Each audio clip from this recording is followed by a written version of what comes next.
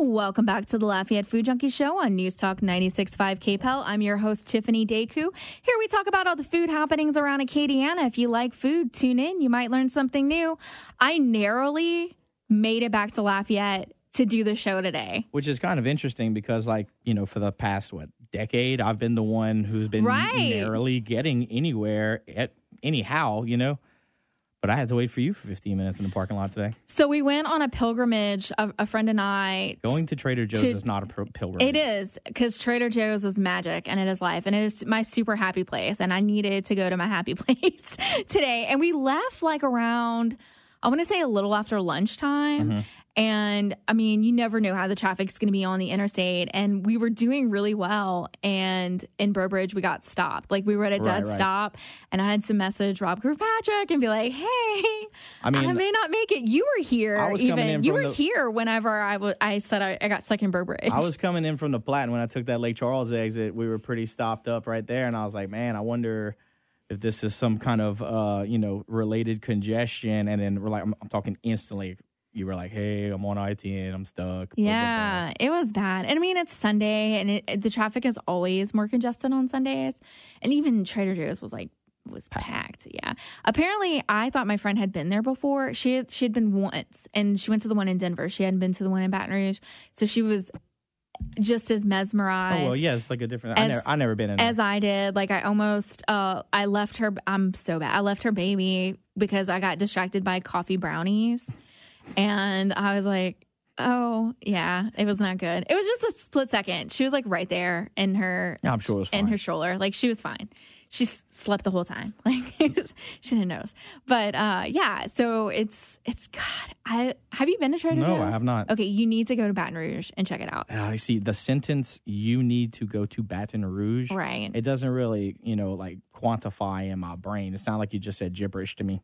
I would recommend, if you're going to go, though, and you can go during the week, to go during the week, because it won't be as crazy busy, and the interstate won't be as busy either. Because the few times that I've gone on the weekend, it's been really, it's a tiny.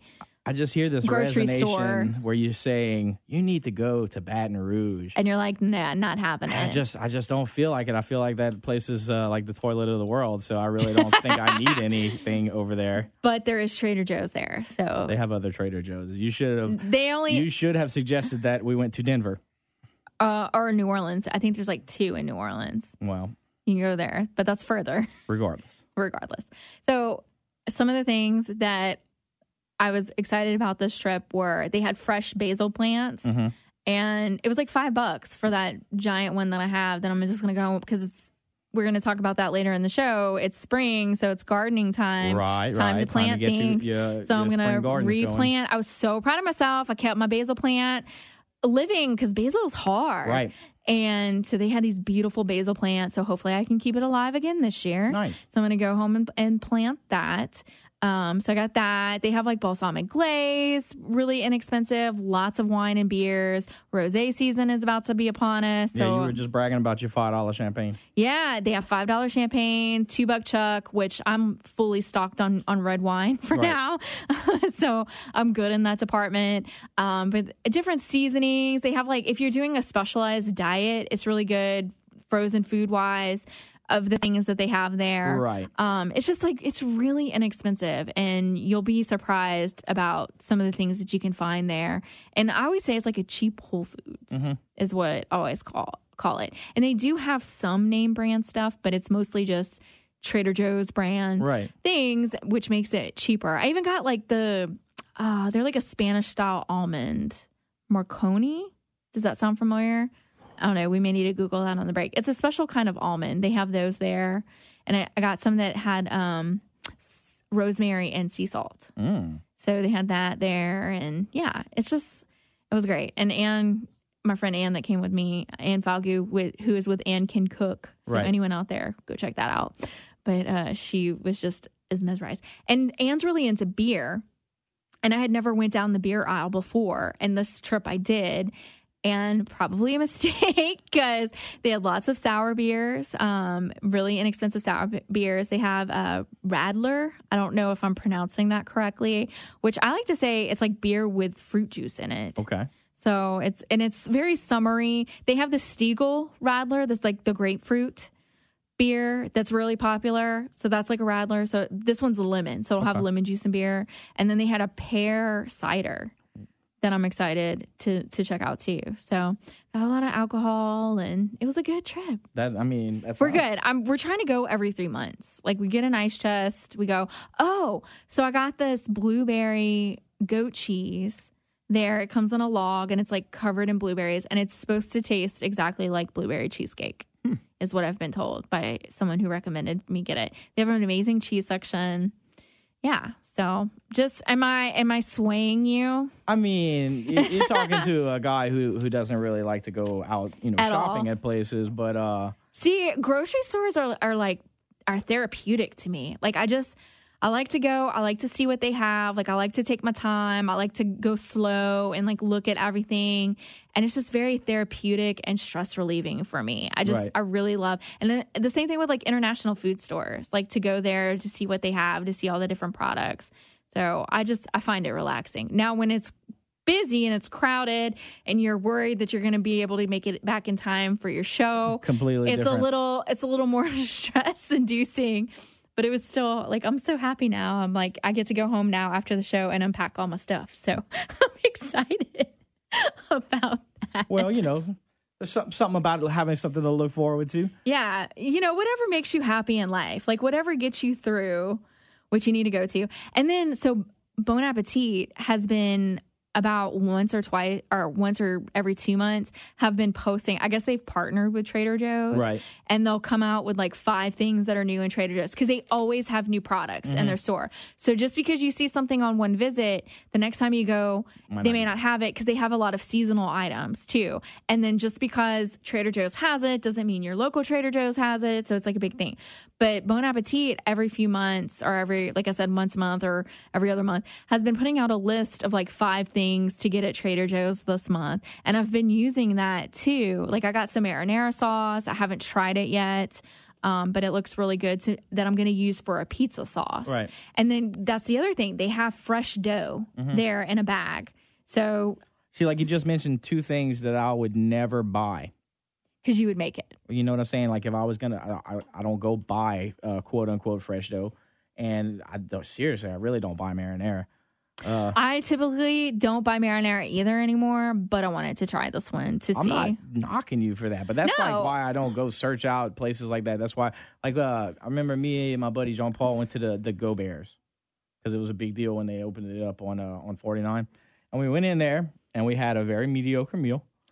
And we looked around, and they had some very mediocre trinkets. You know what I'm saying? Like, nothing that just, but it was very similar, I suppose, because they had a whole bunch of their brand stuff. And what it is they just buy up a bunch of little companies and use their stuff and put their name on it. And that's great for little business, and I love what they're doing. But most of the stuff that they sell like that, like beef jerky, make my own. Marinara sauce, make my own. Pizza dough, make my own.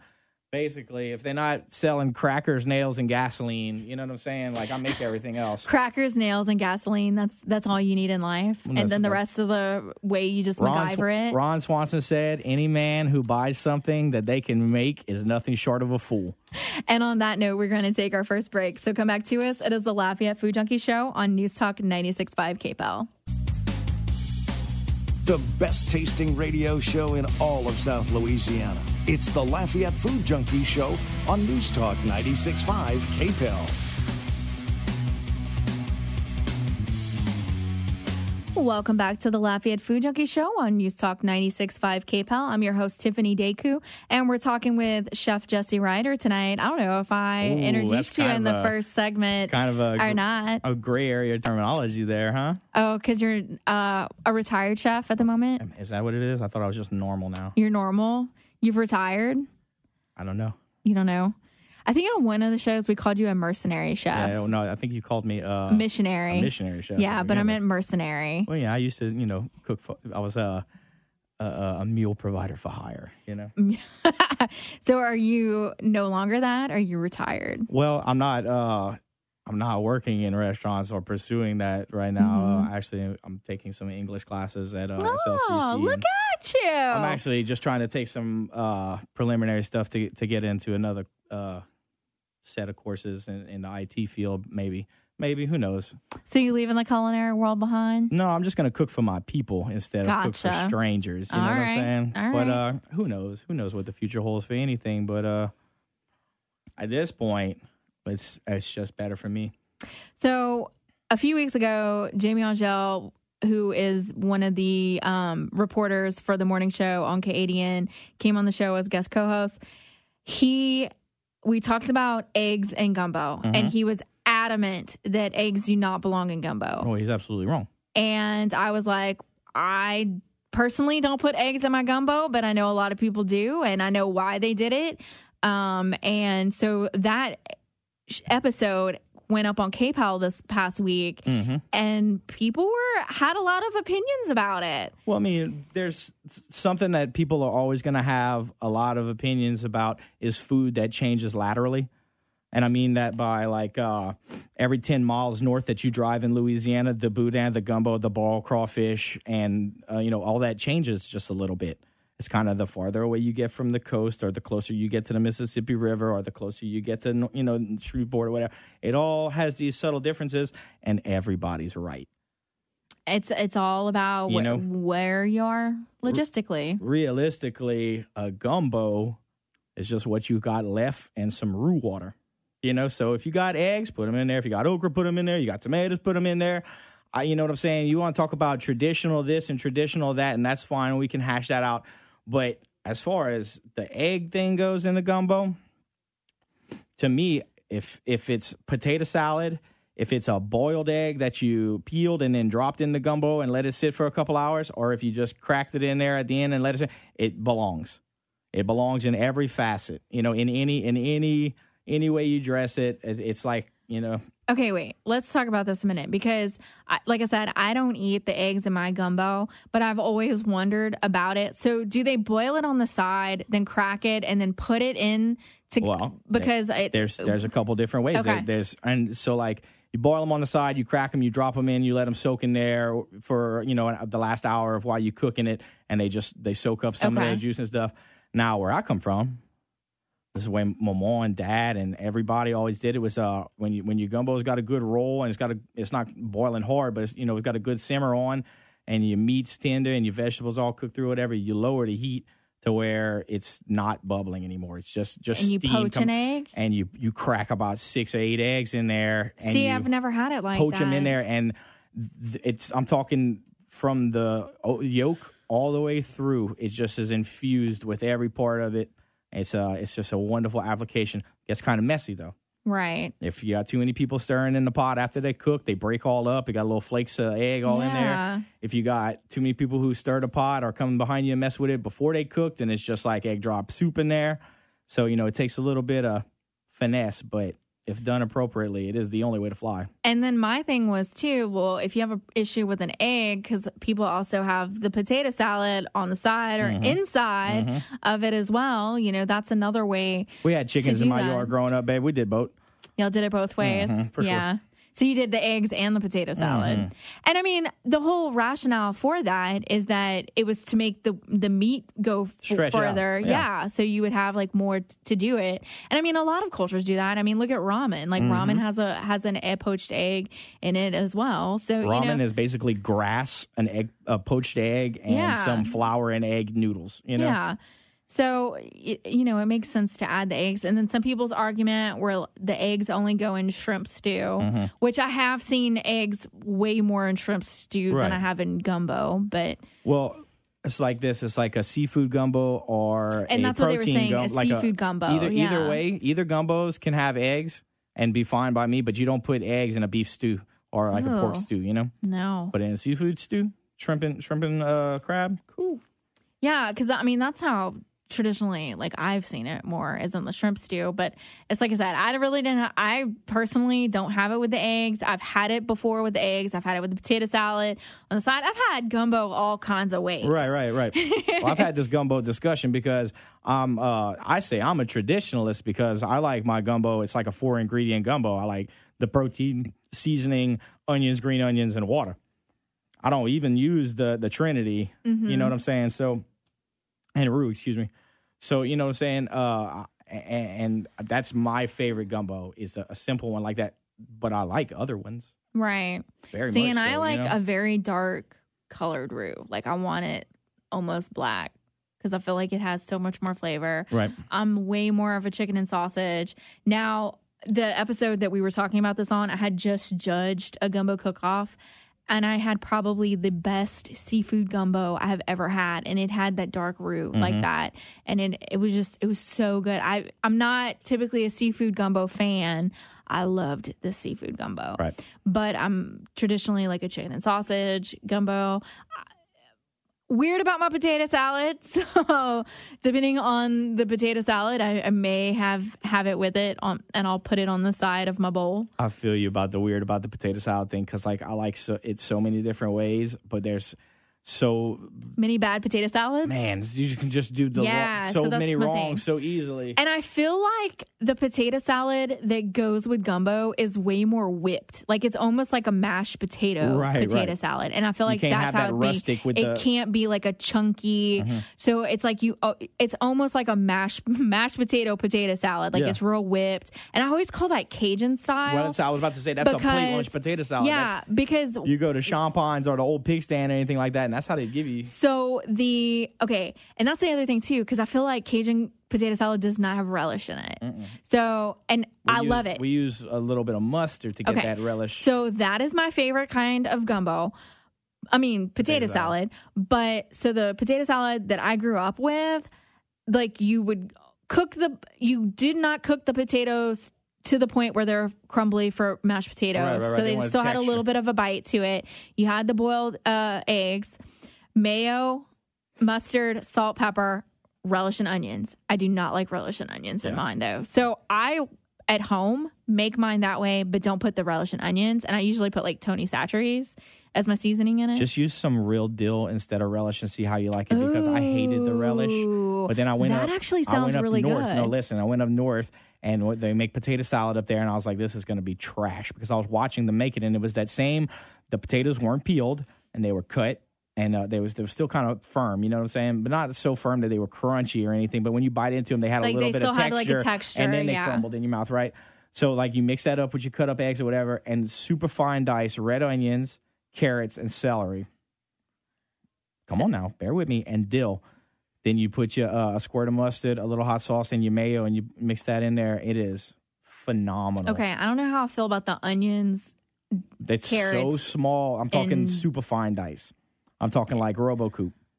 Man, I did not even think about the different potato salad until we were just having this conversation. But there is a difference in the style of potato salad from here as opposed to North Louisiana. You are absolutely. You know what? The style that they make in North Louisiana is almost reminiscent of German style potato salad, which is more mayo based. Right. Like they don't put a lot of mustard in that. It's more of the mayo There was base. no mustard in the potato salad in my house growing up. That's something that people had to acclimate me to. Really? No way. Eggs, potatoes, mayo, salt, and pepper. Yeah. The simplest things are sometimes the best, babe. There you go. Who knew that this gumbo conversation was going to turn into one about the regional variances of potato salad? It is getting to be barbecue weather. It is. Didn't you say you got a new pit? Yeah, I did. We're going to be talking about that a little later in the show. You'll be giving me some barbecue tips for the pit. All right, we are going to take another break, and when we come back, we have more with Jesse Ryder. So come back to us. It is the Lafayette Food Junkie Show on News Talk 96.5 KPEL. Boudin to the best burgers Acadiana has to offer. It's the Lafayette Food Junkie Show on News Talk 96.5 KPEL. Welcome back to the Lafayette Food Junkie Show on News Talk 96.5 KPEL. I'm your host, Tiffiany Deku, and we've been talking with Jesse Ryder tonight as guest co-host. So on last week's show, I talked about how I like the cauliflower tater tots better than regular tater tots. And you can fight me on this or not. It's up to you. I don't know if you've had them. Probably not. I have not. Okay. So this is my thing about tater tots. I love them, but if you fry them, they can kind of be too greasy. And if you bake them in the oven, they're too soggy.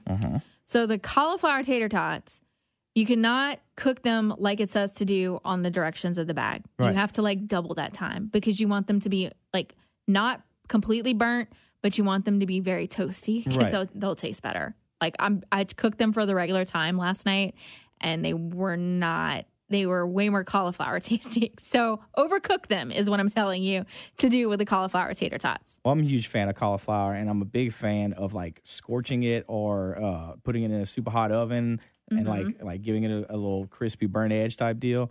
So I imagine in the tater tot form, it's probably not so bad. Yeah, and we were also talking about on last week's show, I think we did this off air, about how good they would taste like as nachos or something like that. So what I did is I made taco tots last night. I cooked the cauliflower tater tots. I did like taco meat, and then I put that on top with refried beans, shredded cheese, and sour cream. Delicious. Yeah, like a loaded Sonic. Yeah, they were delicious. I bet. And I mean, like I said, they're still not the healthiest for you, but it was still healthier than regular tater tots. So that was something cool that I did. What have you cooked recently? Oh yeah, all the time. I mean, all the time. I have I literally cook for 2 households right now. So the Sunday we went to Rutherford and I barbecued some pork ribs on the beach. That was pretty all right. But other than that, I mean, we really. I live in Ville Platte. I walk across the street and I pick up marinated meat and cook gravy all the time lately. It's terrible. My summer body is definitely going to be affected by it. Speaking of Ville Platte, a coworker of mine ate at a restaurant that was there called Cajun Catfish and Buffet. And she said it's the best seafood buffet she's ever been to. And it was worth the drive from Lafayette to Ville Platte to go there. She just raved on and on and on about how amazing it was. Well, I mean, I know people that drive all the way from Lafayette to Ville Platte to come eat fried fish in my house. So that doesn't surprise me very much.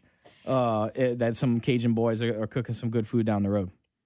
But anytime you pass by that place, the parking lot's full. You said that everything that they get is like local and fresh. Just about. I mean, anything that they don't absolutely have to outsource, like Alaskan king crab, But the catfish and all that stuff, they get that all local. That's all some local farm boys. All right, good to know. I've been wanting to go ever since you talked about it. I'm going to have to make the drive to Ville Platte to go check it out and then see what it's about. All right, we've had a ton of recent restaurant openings and announcements of restaurants that are opening. And it seems like it's been coming like back to back to back. And something that I've noticed that I kind of like is, so say a restaurant announced that they're closing. Well, another restaurant comes in like real quick and is taking over the spot, which makes sense because it's kind of like all there and, having to change out just a little bit of things as opposed to a lot of demo. Yeah. My only concern, and this is a concern in Lafayette 10 years ago, so it's super a concern now, is that there wasn't enough good workers to staff the culinary, industry in Lafayette 10 years ago. And so right now, I can just about imagine how the slim pickings are. But yeah, you're saying that they have like a... I'm saying some of these new restaurants or some of these old restaurants trying new things, or they're struggling because there's just no employee pool in Lafayette, Well, we'll see what happens with that with future things. But some of the recent announcements, so Central Pizza is officially opening Tuesday. They're kind of having like a sneak soft peek. Open tonight, huh? No, Monday. They're having like a sneak peek kind of opening Monday. And they've been serving over the weekend. I've been seeing all kinds of pictures in my Instagram feed. Pizza looks delicious. Those wings look delicious. You can actually go online now and look at their menu and see what they have. The different kinds of pizzas. They're going to have pizza by the slice. They have wings. Well, I mean, that's Colin from Viva La Waffle, who did well enough that he could open up Pops. That's doing well enough that he's a culinary guru. He surrounds himself with the right people that can properly take care of what he's got going on for him to look at new ventures. It's a happening thing down there. I feel like that location is going to be fantastic. And I feel like everything he touched turns to gold. So I have no doubt that they're going to do well in that location. Same. And I like the fact that they're going to be open till 1 o'clock on Fridays and Saturdays. Like we don't have any restaurant, well, besides bar restaurants. Yeah, I was about to say that are kind of like besides, open. Frankie's. Yeah, that are open that late. So that's pretty cool. So that's opening officially Tuesday. Like I said, kind of soft opening tomorrow. So Bentley's, which took over the location of Hurricane Wings and Grill, is open. That's on Ambassador. It's like a bar and grill kind of menu. See, Hurricane opened and went before I even knew that thing existed. Yeah, I mean, it's just, I think that location is not the greatest. It's like right off of Ambassador, and it's like a really congested area of Ambassador. But I've learned since I live in the area that there's a back way to get there to where you don't have to get directly onto Ambassador. So it makes it a little easier to use that area. But I mean, they have Bentley's there now. There's a juice place that's opened up in there. And then also Moe's is there as well. So they have like a few different restaurants. But I feel like the location wise, like getting in and out traffic with the traffic that we have in town, oh my God. Ambassador is kind of difficult. tricky too, because 100 feet up from where you are could be the best location ever, and 100 feet back could be the worst in location. a spot on Ambassador where nobody ever wants to turn. So, And then, okay, so I was saying this incorrectly. It looks like it's El Polo Loco. You said it's El Pollo. That's called Pollo. Pollo Loco. Yeah, if you walk around Southern California pronouncing your L's like that, you're going to get stabbed. So basically, when you have LL, it's a Y. There's like a YL kind of blend. Pollo Loco. Okay, that's good to know. Like O'Doyle. Yeah. Pollo. And then Avec Bacon is going to be opening where the Good to Go location was off of Johnson Street and that little strip mall area where the Baskin Robbins is. That's Paul Ayo's restaurant. Right. It's going to be a bacon themed restaurant. Do you think a themed restaurant will do well in town? They don't typically, but that doesn't mean Paul is a super creative guy, and he's got a real talent for gathering people. So hopefully he can figure it out. But most of our themed, unless it's boiled crawfish themed, it doesn't seem to work around here. Yeah, it'll be interesting. The brunch menu items that he's been throwing around look really good. I mean, I love bacon, so I'm interested to see where this is going to go. Right. I have a worry. I mean, we had Cochon. That's one of the top pork restaurants, and one of the most innovative in New Orleans or whatever, came over here and just died. So like I said, going with the themes and stuff, you can't sell Cajun people the cheapest part of the animal for the most expensive that they've ever paid for it. Yeah, but bacon's not the cheapest part. I mean, he's like, I disagree. That bacon's not the cheapest part. But if you knew how many people threw away the belly fat of animal, you know what I'm saying? Like, it's not a synonymously good cut across the board of you know what I'm saying? Like, nobody makes... People are making more money off of snouts, tails, and bellies than they ever did. It used to be 15 years ago, you could just ask your butcher for the tuna collars and the pork bellies and stuff like that. And now those are the wanted pieces. And now those are the things that they want to charge you double price for. It's just, it's hard to create a whole business wrapped around the cheapest part of the animal or some of the cheapest proteins, and then try to get people to spend, because the idea of a restaurant is that you have to charge so much to cover your labor and your product and then actually make profit. That's 3 areas that you have to cover 100% of. So, you trying to dupe people into buying the cheapest part of the animal at the most expensive, price. It's a hard sell. So speaking of pork products, I went to Billy's this weekend, and I think that I'm starting to like the pepper jack wraps, which is like the boudin, the cream cheese wrapped in an egg roll and fried, better than the pepper jack boudin balls. The boudin ball is like I feel like the wrap is the new boudin ball. I was about to say it's like a phase. You know what I'm saying? It's like you obviously didn't, experience boudin balls at such a young age. You haven't been eating Billy's boudin balls your whole life, So it's something that as an adult with a conscientious palate, you decided that you liked. You know what I'm saying? Or when you're young in Ville Platte or in these surrounding little towns, you eat boudin your whole life, and a boudin ball seems like a gimmick. Like, I don't even mess with those things half the time because I want it. Just give it to me in the skin, girlfriend. You know what I'm saying? Like, So I feel like people go through phases of like these boudin balls or the boudin wraps or they do the stuffed with pepper jack, or they'll have shredded cheddar inside of them, or all these different little things or whatever. I've had one with nacho cheese.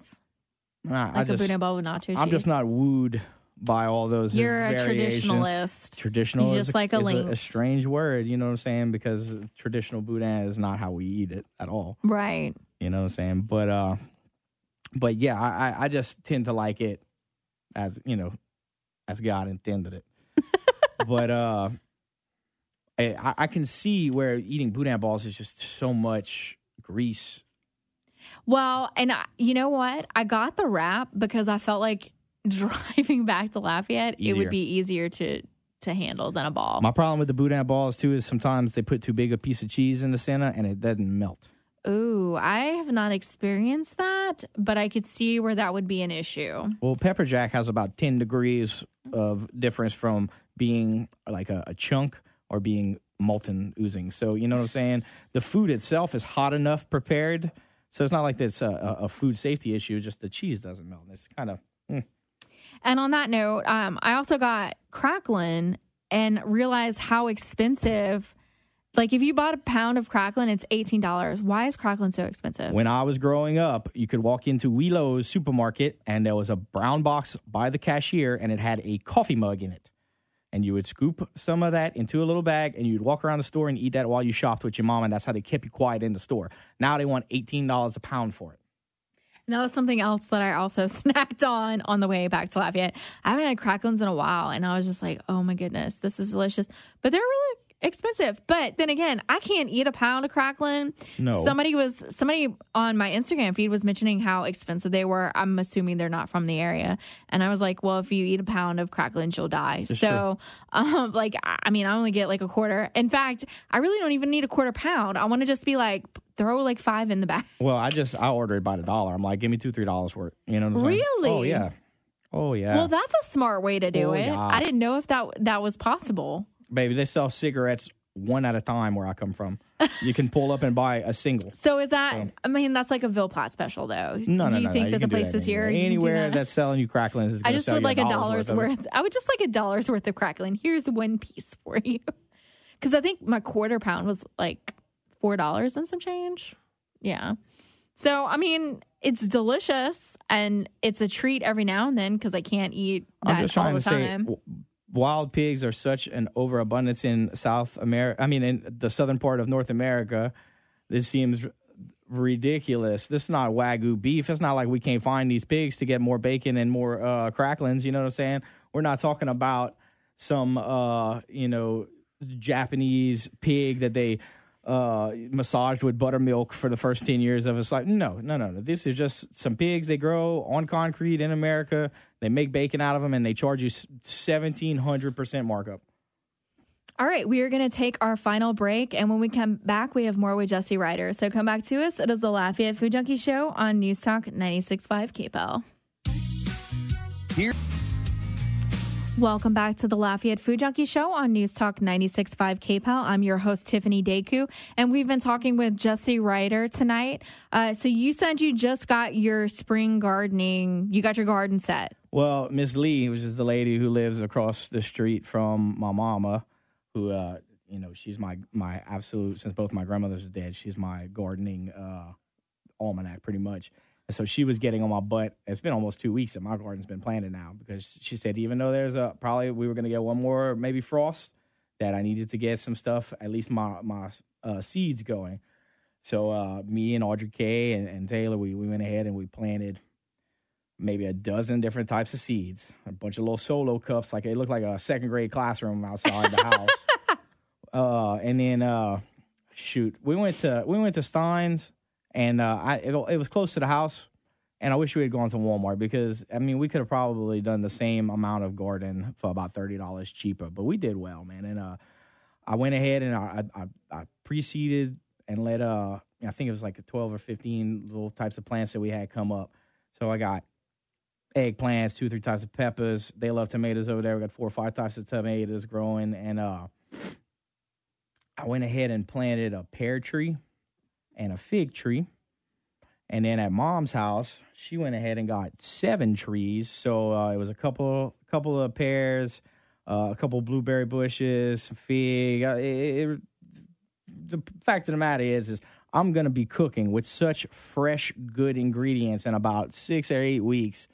I got a whole half a bed of strawberries planted that are already starting to make some little guys. So realistically, between that and our little revamped herb garden outside the back door, but my old lady, she killed just about anything I start growing. So it's a crapshoot with that. Up until last year, I had a black thumb, and I was able to keep everything alive until the very end, and then everything kind of died. But the fact that I got the basil to live was the proudest moment for me. Black thumb. You live in South Louisiana. Right, and if you water it will grow. My grandfather and my grandmother can make anything live, and my grandfather can plant a garden anywhere. Yeah, and it'll be good. But now, and I will say this: so in my family, we don't plant until Good Friday. Yeah, well, it was weird this year. Yeah, it's like a traditional, like, superstitious thing that you're supposed to do it on Good Friday. I get that, but I've come from a family full of rice farmers and stuff, and so the almanac is law. Yeah. You know so y'all went by the farmer's almanac. Mm-hmm. Okay. Well, I mean, I go by Miss Lee, like I said, but she goes by the almanac. It's a conjunctioning thing. I want to try to grow tomatoes this year. I have 2 of those topsy-turvy things because I'm in an apartment, so I have a limited area to where I can grow things. But I need to get some little hooks drilled in the top of my patio area so I can actually hang it, and they can kind of go down that way. Man, go to the jockey lobby or something like that and go buy an old stand-up lamp that doesn't work. And use that? And just use that. Hang them from there. Well, I think that if I got it hooked, it'll look nicer. Well, so. there's always that too, but because going along with the plants that I want to do, like I just got my first barbecue pit, right? And I need to learn how to grill. So you want to give me some tips on grilling, really quickly? I mean, the most important part about of grilling is like there's essentially 2 things. It's like lighting the actual pit, which is the hardest part of anything of cooking, is like getting the fire going. But why is it so hard? Because you just, from what I've seen, you just put lighter fluid on it and you put a match in. Boy, it seems like it's just like that, right? Yeah.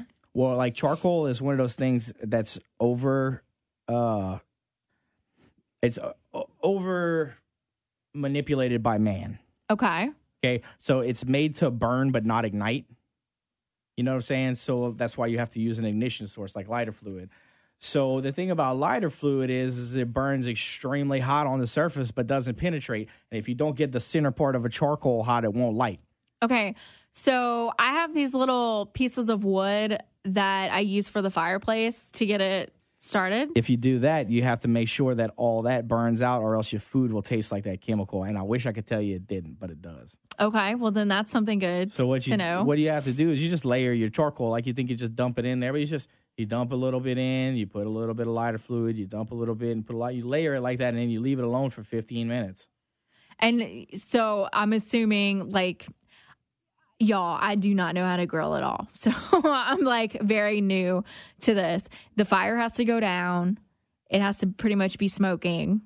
Well, when you barbecue and you want to you want the embers. Well, I was about to say, you let your charcoal go till it's gray. Okay. You know what I'm saying? When the majority of your charcoal is completely gray, that's when you got a good, cooking surface or whatever. And then you just put your hand over it. You feel your hot spot just like anywhere else.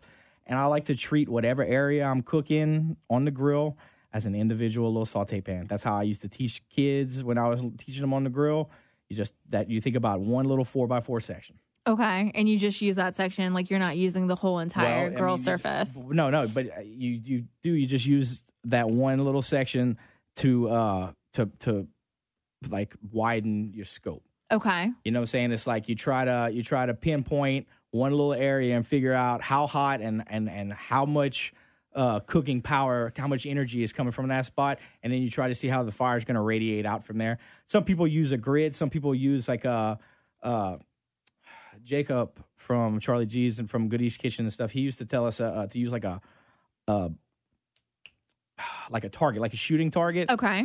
And he would create his fire underneath in a shape that would give him like a big, nice round edge. And I like to when I'm building a fire to cook on in a pit, I like to build it in the corner. That way I can make like a squared off grid.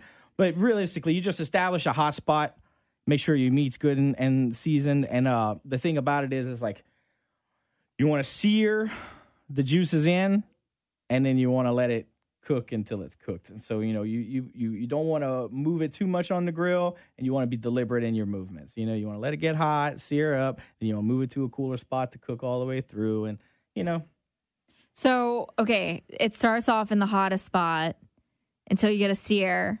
Depending on then it goes, what you're cooking. Why is this so complicated? It's not that complicated. I feel like it is. Like, I feel like, I don't know. I feel like it's so much more complicated. Well, it's just the grill is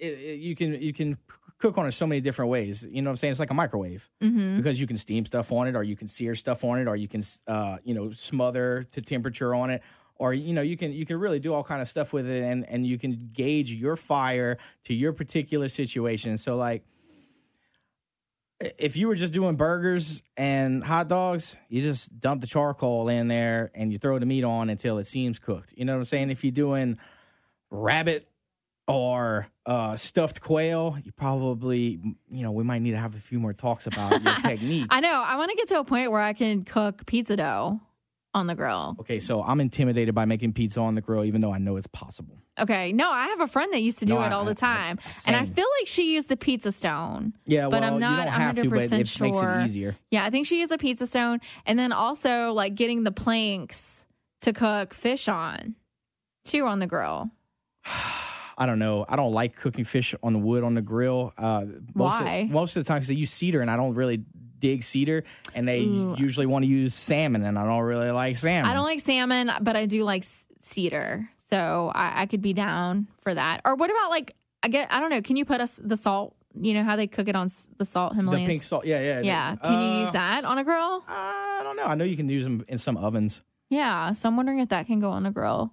I'll have to look at they sell them at the store, so I'll just have to look and see if that's something. Because that might be good, too. I may actually eat salmon, if it's on the salt. If I were cooking salmon on the grill and I didn't cook on the grill very often, I would use aluminum foil or a pan. Yeah. And I would leave it open and let it get smoked. I wouldn't actually put it on contact with the grill because that salmon is a highly oily fish, and it gets to be a little tricky. My grandfather used to make black and red fish, and that's one of my absolute favorite things in the whole wide world on a grill. Like, it's delicious. I mean, that's redfish were literally designed to be filleted and thrown right on the pit or right on an open just fire. Like so buttery and crispy, like the crispy charred edges. Like that is like a seared into my childhood is eating that redfish like that. It was delicious. And my dad used to cook it too. He had like these contraptions that he would put it in to be able to flip it. Right. Which are a nightmare to clean, by the way. No, but they're awesome to use. Yeah, they're a nightmare to clean. And as the person that was in charge of doing the dishes at night, that was not fun. Yeah, but if you ever had to grill 90 U10 scallops at one time, those things are amazing. Yeah, okay. So I see your point there. Like, they do have their purposes, but I was not the biggest fan of them. No, I never had that growing up. We always wrapped our fish up. If we didn't put it directly on the grill, we'd wrap it up in foil, And do it that way. And you can also do steam stuff. Well, I was about to tell you. Yeah. This is your Jesse's Cajun cooking trick of the day. Okay. I learned this from a guy I used to hunt with when I was growing up. And what you do is you take whatever beer you're drinking, and you get the little 1 pound thing of chicken gizzards and a little container of chicken hearts. And you season them with Tony's or Slap Your Mom or whatever Cajun seasoning that you like, whatever seasonal though. Be sure to put a healthy dose of it, but not too much. Then you pour a beer, a little bit of mustard, and you let that, put that in a container that you make marinate with it? No, you put that in the corner of the barbecue pit, and you let that slow cook until all the juice is gone. So you cook that whole beer out. Anyway, it comes out so tender and so delicious, and it's the giblets, so it's super cheap, and it's an amazing barbecue trick. All right, well, that's good to know. Thank you so much for joining us tonight, Jesse. Thanks for having me. All right, that's our show. Thank you so much for tuning in. Join us next week, Sunday at 6 p.m. This is Tiffiany Deku on Newstalk 96.5 KPEL, and this is the Lafayette Food Junkie Show. Thanks for listening, and as always, happy eating, Acadiana.